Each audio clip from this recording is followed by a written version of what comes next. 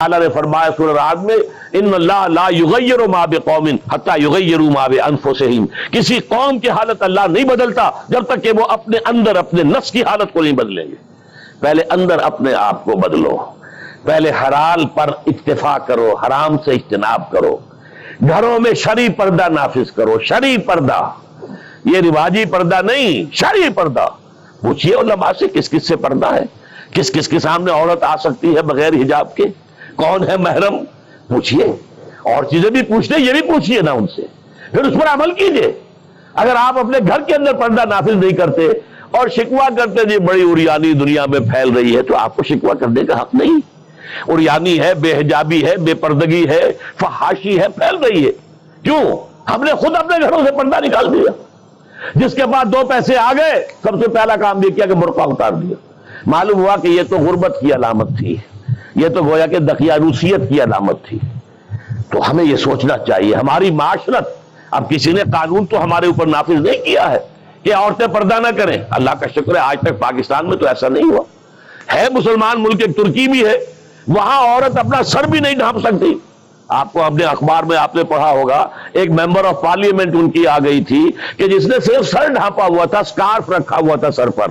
اس جرم کی پاداش میں اس کی وہ اسمبلی کی ممبرشپ بھی گئی اور ترکی کی سٹیزن شپ بھی گئی۔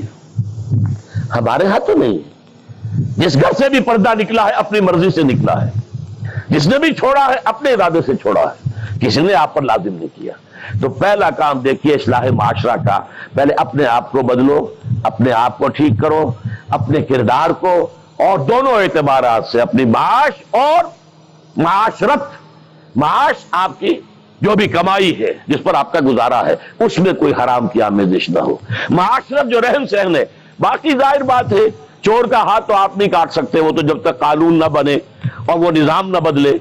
زانی کو آپ سنسار نہیں کر سکتے جب تک کہ شریعت کا قانون جو ہے اس کی بالادستی نہ ہو جائے، وہ آپ نہیں کر سکتے۔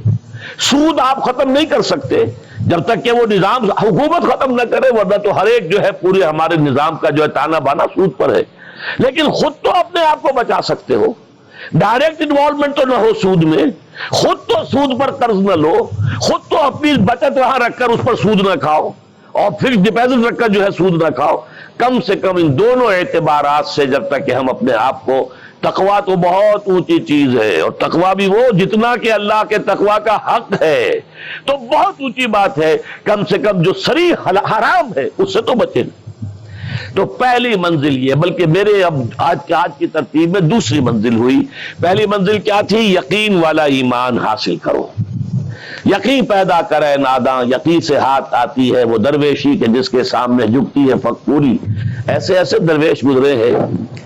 اب یہ خواجہ نظام الدین اولیاء رحمۃ اللہ علیہ، دلی میں ایک تخت ہوتا تھا بادشاہ کا، ایک تخت ہوتا تھا ان کا روحانی تاجدار۔ وہ کون تھے؟ نظام الدین اولیاء رحمۃ اللہ علیہ۔ 6 بادشاہ ان کے زمانے میں بیٹھے تخت دہلی پر، کسی کے پاس حاضری نہیں دی، درویش نہیں جایا کرتے عمرا کے گھروں میں۔ ایک بادشاہ نے کہا کہ میں آنا چاہتا ہوں، روک دیا، نہیں میرے پاس مت آؤ۔ اس نے کہلوایا میں آ جاؤں گا، آپ کا دربار عام ہے، کھلا ہے، سب آتے، میں بھی آ جاؤں گا، آپ مجھے کیسے روک سکتے ہیں؟ جواباً کہلوایا کہ اگر بادشاہ ایک دروازے سے داخل ہوا تو درویش دوسرے دروازے سے نکل جائے گا۔ جھک رہا ہے کہ نہیں بادشاہ؟ جب آیا تھا بابر یہاں پر حکومت وہ جنگ کرنے کے لیے، اور پانی پت کی پہلی جنگ ہونے والی تھی سن 1526 میں، پتہ نہیں یہ تاریخ بھی اب لوگوں کو معلوم ہے کہ نہیں، تو وہاں کون تھا؟ ابراہیم لودھی بادشاہ تھا دہلی کا۔ وہ آیا ہے شیخ عبد القدوس گنگوہی رحمۃ اللہ علیہ کے پاس کہ حضور حضرت میرے لیے دعا کیجئے، بڑا وقت سخت آ گیا ہے، بابر فوج لے کر آ گیا ہے۔ ان کا دعا نہیں کی، فرمایا ہٹ جاؤ یہاں سے، ہماری دھوپ چھوڑ دو، دعا نہیں کی۔ وہ آیا ہے ہاتھ جوڑ رہا ہے، دعا کی، دعا نہیں کی، اس لیے کہ ظالم حکمران تھا اور بابر نے شکست دی۔ تو یہ فقیروں کے پاس چل کے بادشاہ کیوں جا رہے ہیں؟ اس لیے کہ وہ یقین ہے دل کے اندر، یقین پیدا کرے ناداں، یقین سے ہاتھ آتی ہے وہ درویشی کے جس کے سامنے جھکتی ہے فغفوری۔ بادشاہ جھکتے ہیں جن کے سامنے، وہ کس سے حاصل ہوتی ہے؟ وہ در حقیقت یقین قلبی والی دولت۔ دوسرا کام اپنے عمل کے اندر، اپنے کردار میں تقوی اختیار کرو جس کا کم سے کم درجہ یہ ہے کہ حرام سے تو اپنے آپ کو بچا لو اور فرائض کی پابندی کرو. نماز فرض ہے، روزہ فرض ہے، اگر آپ کے پاس مال اتنا ہے کہ زکوٰۃ آپ پر عائد ہوتی ہے زکوٰۃ دینا فرض ہے، اگر استطاعت ہے تو حج کرنا فرض ہے، جو بھی ہے فرائض وہ ادا کرو، فرائض و واجبات ادا کرو، حرام سے اپنے آپ کو روک لو. یہ دو کام نہیں کرتے تو اگلی آیت کی طرف بڑھنے کا فائدہ ہی نہیں، پھر یہیں پر بات ختم ہو جائے گی، فل سٹاپ ہو جائے گا. لیکن اگر یہ مرحلہ طے کر لیا، خوش نصیب اس نے اپنی معاش اور اپنی معاشرت کو درست کر دیا شریعت کے مطابق. اب اگلا قدم کیا ہوگا؟ وَاعْتَصِمُوا بِحَبْلِ اللَّهِ جَمِيعًا وَلَا تَفَرَّقُوا. اب چونکہ تمہیں فرد سے آگے بڑھ کر ایک امت بننا ہے، دنیا میں انقلاب برپا کرنے کے لیے، اللہ کے دین کا بول بالا کرنے کے لیے، اللہ کے دین کو غالب کرنے کے لیے تمہیں تو فوج بننا ہے، خدائی فوجدار بننا ہے. لہذا تمہیں جڑنا ہوگا نا.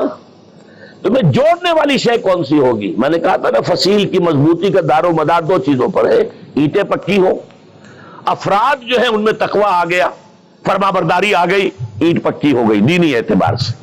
اب ان کو جوڑنے والی شے کیا ہے؟ فرمایا اور سب مل جل کر اللہ کی رسی کو مضبوطی سے تھام لو اور تفرقوں میں مبتلا نہ ہو. وَاعْتَصِمُوا بِحَبْلِ اللَّهِ، حبل اللہ اللہ کی رسی، مل جل کر جمیعاً. وَاعْتَصِمُوا بِحَبْلِ اللَّهِ جَمِيعًا وَلَا تَفَرَّقُوا، تفرقے میں مبتلا نہ ہو. تفرقہ ہوگا تمہاری قوت ختم ہو جائے گی. Divided you fall, United you stand. اگر تمہیں مضبوط ہو اور مجتمع ہو، بنیاد مرصوص ہو، تو تمہیں کوئی شکست نہیں دے سکتا. اگر تمہارے دل پھٹے ہوئے ہو، تمہارے اندر رکھنے ہو، تو تمہارے اندر سے غدار نکل آئیں گے. جیسے کہ آپ کو معلوم ہے کہ انگریز جو آیا ہے ہندوستان میں، بنگال میں غداری ہوئی، میر جعفر نے غداری کی، اس لیے بنگال میں پلاسی کی جنگ میں فتح ہوئی لارڈ کلائیو کو. دکن میں ہمارا آخری تیر جسے کہا اقبال نے، ترکشے مارا خدنگے آخری، ٹیپو سلطان آخری چٹان تھی ہندوستان کے اندر، اور وہ بھی ایک غدار کی وجہ سے. جعفر از بنگال و صادق از دکن، ننگے آدم ننگے دی ننگے وطن. تھے کون؟ مسلمان تھے. لیکن یہ کہ اگر آپس میں تفرقہ ہے، آپ کے تفرقے کو دشمن استعمال کرے گا، آپ کو آپس میں ٹکرائے گا، ایک کے مقابلے میں دوسری کی مدد کرے گا، کبھی دوسرے کے مقابلے میں آپ کی مدد کرے گا، تاکہ آپس میں ٹکرا کر ختم ہو جاؤ. لہذا اتحاد، اب کیونکہ یہاں پہ اتحاد لکھا ہوا ہے تو اسی حوالے سے سمجھیے کہ وَاعْتَصِمُوا بِحَبْلِ اللَّهِ، جو اتفاق کیسے آئے گا؟ اللہ کی رسی کو مضبوطی سے تھامو.